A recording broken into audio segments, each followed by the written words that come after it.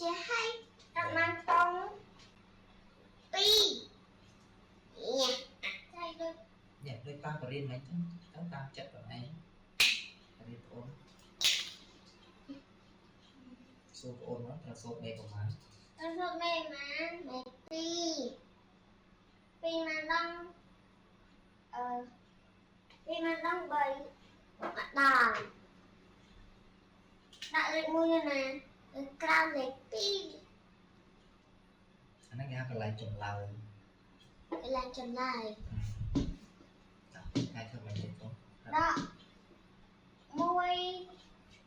1កណ្ដឹង5ស្មើម៉ានមក5 1កណ្ដឹង2ស្មើម៉ានមក2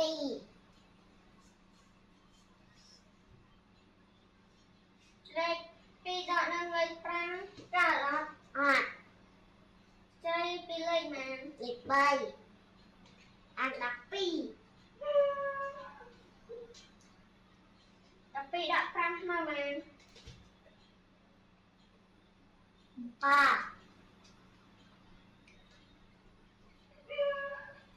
នៅសល់ម៉ានសល់2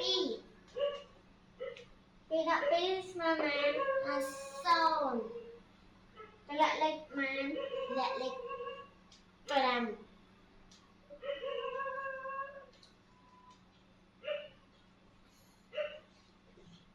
2ម៉ានដល់7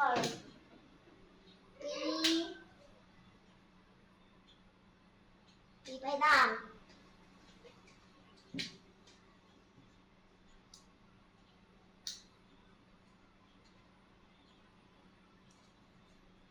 5ដងម៉ាន15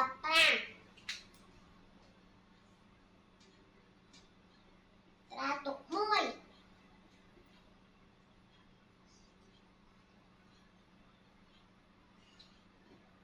3 2ដងម៉ាន3 2ដង6 6បូក1 6បូក1មក7 5ដាក់5ស្មើម៉ាន0 7ដាក់7 0តម្លាក់លេខម៉ានតម្លាក់លេខ2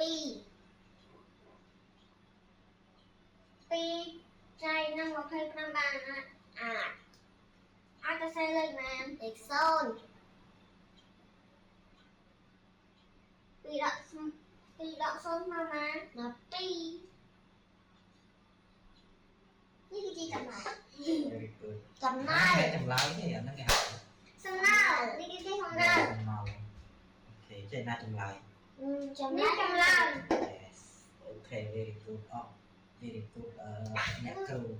កន្លែងទៅសេលេខឲ្យអមរាធ្វើមួយសេលេខផ្សេងយេ